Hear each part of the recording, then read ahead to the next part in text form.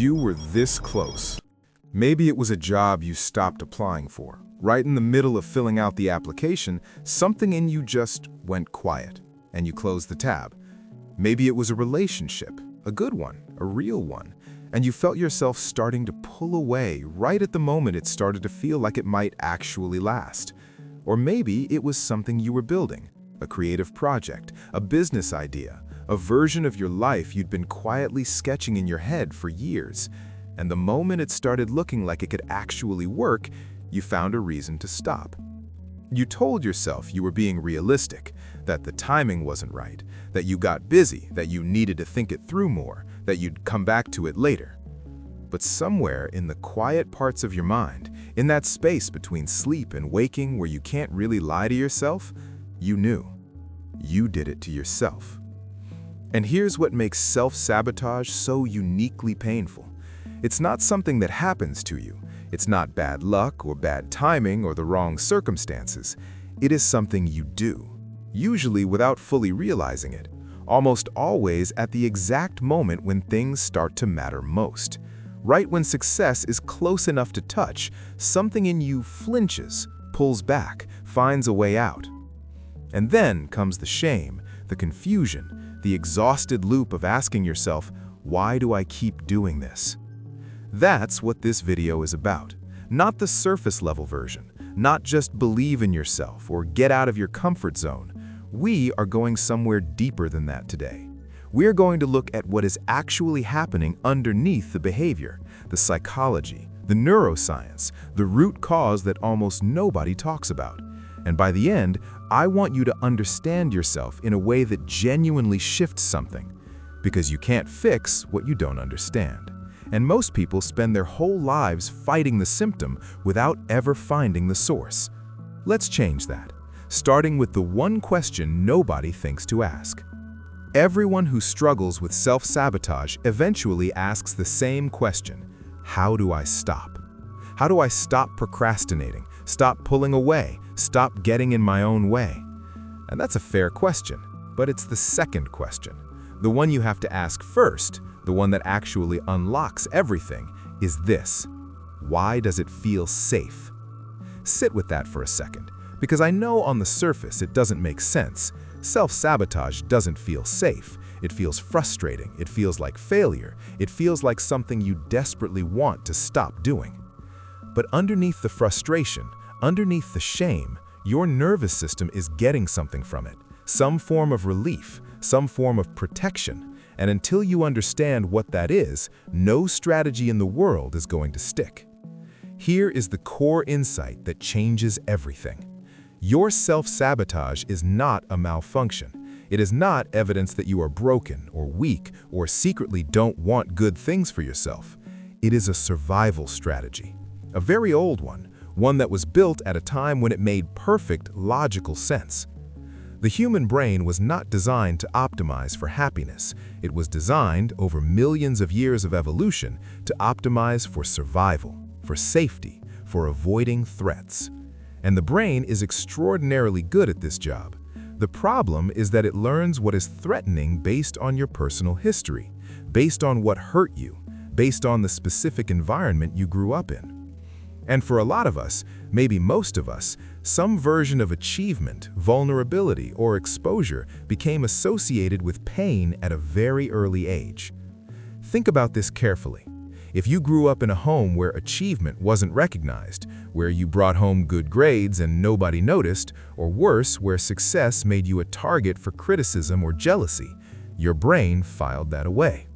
If you grew up somewhere emotionally unpredictable, where love felt conditional, where closeness sometimes led to hurt, your brain filed that away too. If you ever tried hard at something and failed publicly in a way that felt humiliating, your brain built a wall around that.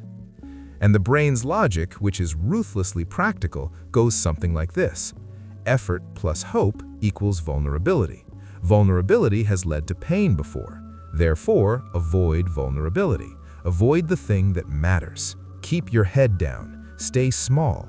Stay safe. It is not stupid logic. It is not weak logic.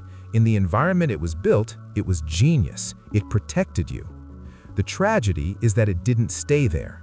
It followed you into your adult life, into your ambitions and your relationships and your creative work. And now it's running the same protective programming in a completely different world, one where the threats are mostly gone, and the walls it's building are the only thing standing between you and the life you actually want. That is what self-sabotage is. Not a character flaw, not a destiny, a protection system that outlived its purpose. And you can update it, but first you have to recognize it, because it is a master of disguise. Self-sabotage is sneaky. It almost never announces itself. It doesn't show up and say, "Hello, I am your fear of success. I'm here to ruin things for you." It disguises itself as logic, as preference, as mature, reasonable decision-making, as bad luck, as just not being ready yet. So, let's pull back the mask. Here are the 5 most common ways self-sabotage actually shows up in real life, and I want you to notice which ones feel familiar. The first is procrastination. And I need you to hear this differently than you've heard it before, because the standard conversation around procrastination is almost entirely wrong. Procrastination is not a time management problem. It is not laziness. Research by psychologist Fuchsia Soroy at the University of Sheffield has consistently shown that chronic procrastination is, at its core, an emotional regulation problem. You are not avoiding the task, you are avoiding the feelings the task brings up. The anxiety of not knowing if you're good enough, the vulnerability of putting something real into the world, the fear of what success might actually demand of you if it arrived. The task is just the trigger. The feeling is what you're running from. And until you address the feeling, no productivity system on earth will fix the procrastination. The second phase is self-medication and numbing. This one is quieter and more socially acceptable than people realize.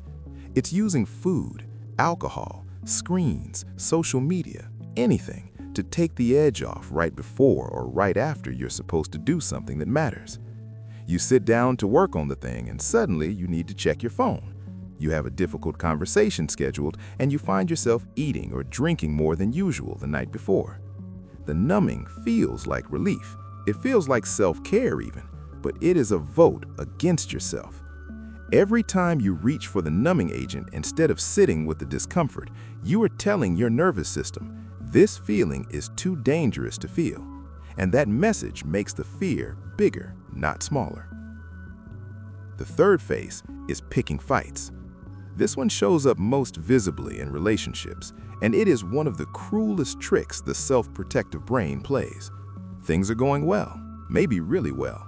There is closeness, real intimacy, the feeling that this might actually be something lasting. And then, out of nowhere, you start a fight. You find something to be upset about. You create distance right at the moment of greatest closeness. Psychologists call this intimacy avoidance, and it is rooted in the unconscious belief that closeness is dangerous. That if you let someone fully in, you will eventually be hurt. So the mind, trying to protect you, creates conflict before the closeness can become threatening. And the devastatingly clever part is that it always disguises itself as a legitimate grievance. You find something real to be upset about. The sabotage is almost invisible. The fourth phase is perfectionism, and this one is the most respectable-looking mask of all. Perfectionism looks like high standards. It looks like professionalism. It looks like caring deeply about quality, and sometimes it is those things. But perfectionism that keeps you from ever finishing, from ever publishing, from ever showing up and being seen, that is something else entirely. That is fear in a very respectable suit. The perfectionist is not actually afraid of doing bad work. They are afraid of being seen trying and failing. Because if the work is never quite done, never quite ready, it can never be truly judged. And if it can never be judged, you are safe. The perfectionism is not about the work, it is about controlling exposure. And the fifth phase, perhaps the most invisible and the most painful, is underperforming in the moments that matter most. You know this experience. You're fully capable. You've done it before in low-stakes situations. But in the moments that actually count, the interview, the performance, the conversation where everything is on the line, something goes wrong. You forget things, you stumble, you go blank. You walk away from it thinking, I'm just not built for high-pressure situations. But what is often actually happening is something psychologists call behavioral confirmation of a core belief. Your unconscious mind has decided that you are not the kind of person who succeeds in these moments, and so, without your permission, it makes that belief come true. Not out of cruelty, out of a distorted kind of consistency. The mind is trying to keep you in the story it already knows. Look back at those 5. Procrastination, numbing, picking fights, perfectionism, underperforming when it counts. One of those probably landed differently than the others, probably made you feel just a little bit seen in a way that was uncomfortable. Hold on to that, because that discomfort is pointing directly at the root. Now we go to the layer underneath all of those patterns, the thing that drives all 5 of them, the thing that almost nobody talks about when they talk about self-sabotage. It's identity. Not your personality, not your habits, your identity, the deep, often unconscious story you carry about who you are, what you deserve, and what kind of person you are allowed to become. Psychologists call this the self-concept. And here's a truth about self-concepts that is both fascinating and devastating.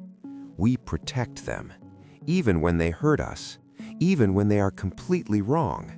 We are wired to maintain consistency between our inner story and our outer reality. The brain craves this consistency the way it craves food and sleep. It is a fundamental psychological need. And this is where self-sabotage reveals its deepest purpose. Imagine someone who has spent 20 years carrying the quiet belief, maybe not even fully conscious, that they are not quite good enough, that they are the kind of person things don't fully work out for, that real success, the kind they want, is somehow for other people, people who are smarter, more confident, more deserving, not for them. Now imagine that person starts getting traction. Something is actually working. People are responding. Results are showing up. And on the surface, they're happy. They're excited. But underneath, something else is happening. Something is wrong.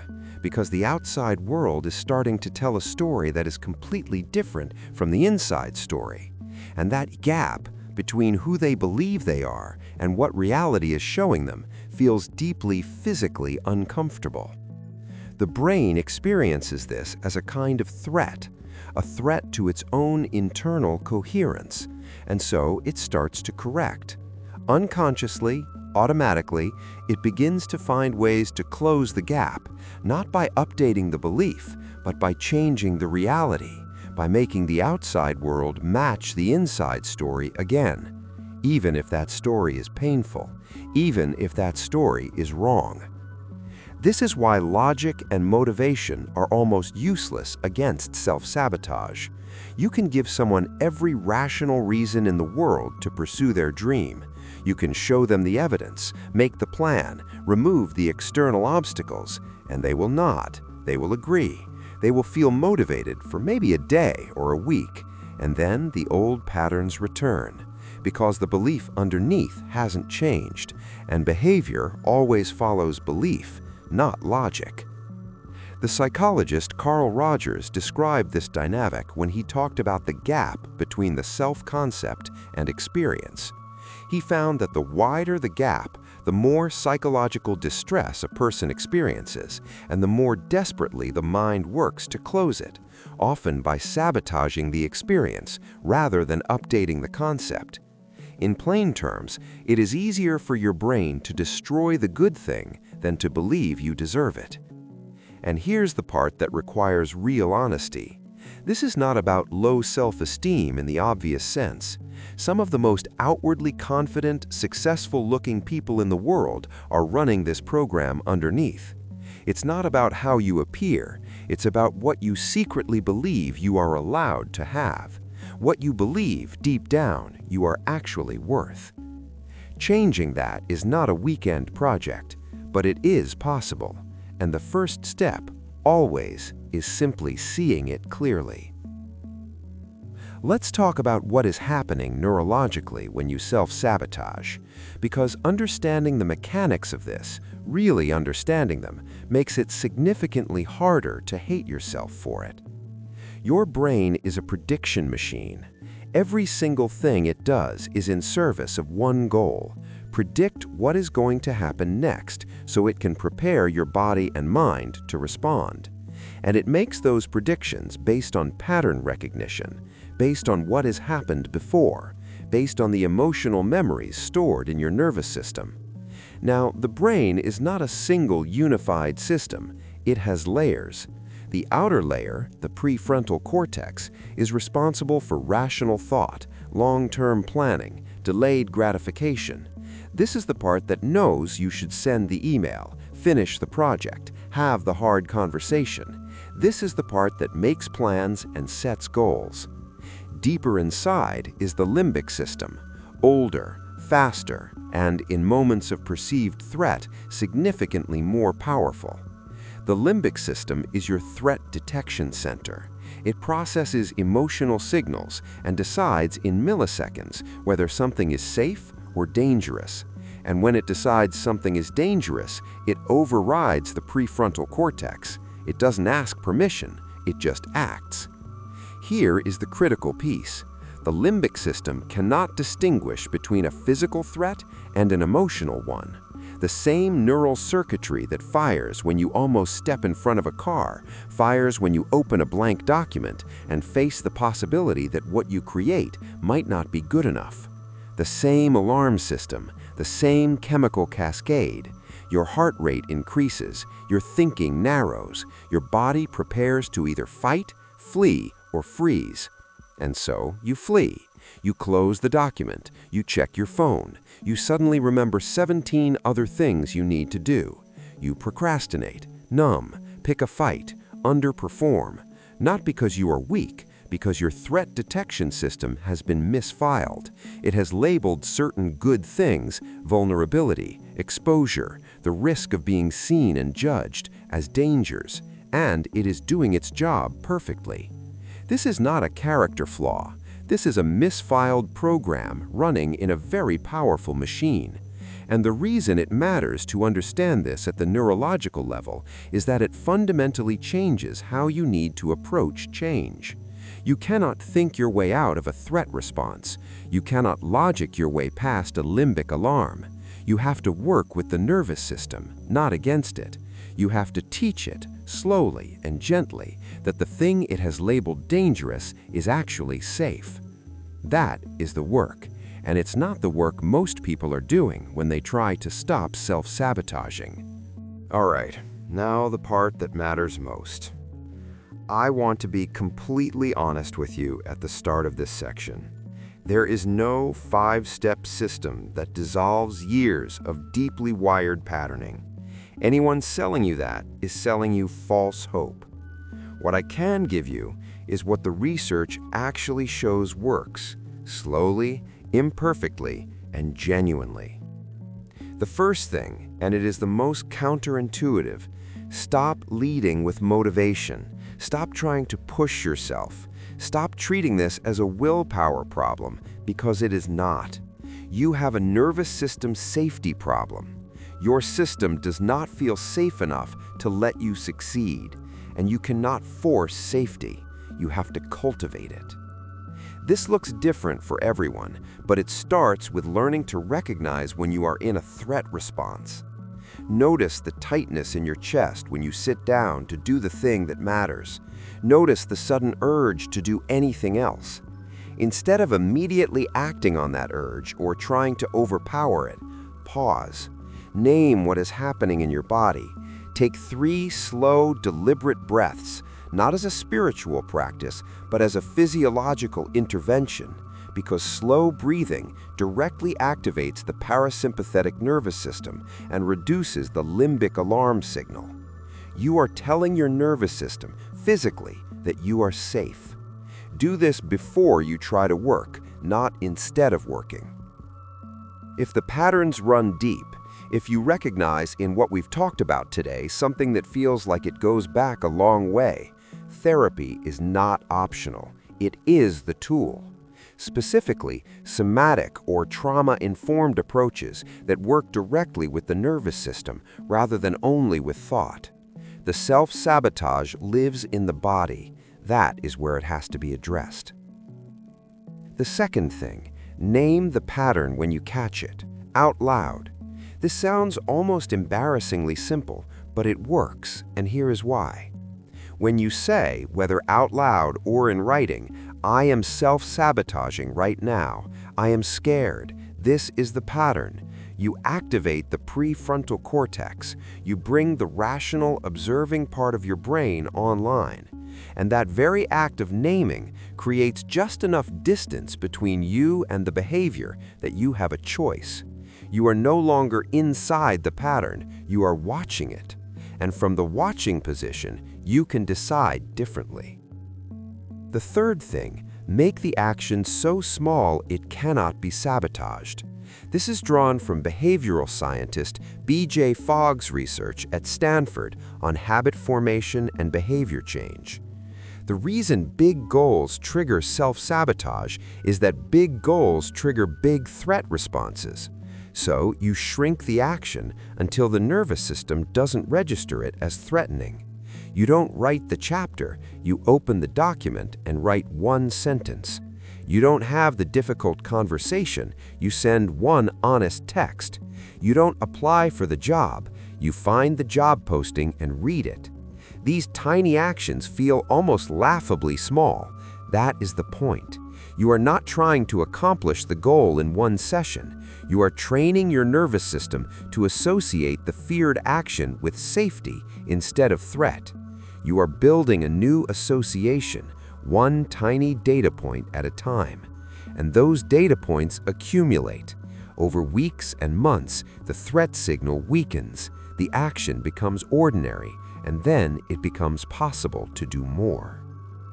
The fourth thing, and this is the longer, deeper work, is rebuilding your identity from the inside out, not through affirmations. Affirmations that contradict your current self-concept don't work. The brain simply rejects them as false. The way you rebuild identity is through evidence. Every time you do the hard thing, even the microscopic version of it, you cast a vote for a different version of yourself. Not the version that is already confident and successful, the version that does hard things even when scared. That is the identity worth building. I am someone who shows up even when it's difficult. That statement can be true right now, in this moment, regardless of your results. And it is a foundation that can actually hold. The fifth thing, the most skipped and the most essential, is grief. Real grief for the version of you that built those protective patterns. The child, the teenager, the young adult who needed walls because the world was not safe enough, or consistent enough, or kind enough. Those patterns were not weaknesses, they were solutions. Brilliant, creative, effective solutions to genuinely difficult circumstances, and they deserve acknowledgement before they can be released. You do not dismantle old protective patterns by attacking them or shaming them away. You dismantle them by understanding them, by sitting with them and saying, sincerely, not performatively, "You kept me safe once, you did your job. I don't need you the same way anymore." And then slowly, with patience and real self-compassion, not the self-help buzzword version, but the actual practice of treating yourself with the kindness you would extend to someone you love, you begin to let more light in. This is not a linear process. There will be setbacks. There will be weeks where the old patterns return full force. That is not failure. That is how deeply wired behavior change actually works. Progress is not a straight line. It is a spiral.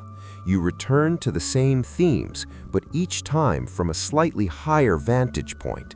Each time with a little more understanding, a little less self-punishment, a little more capacity to choose differently.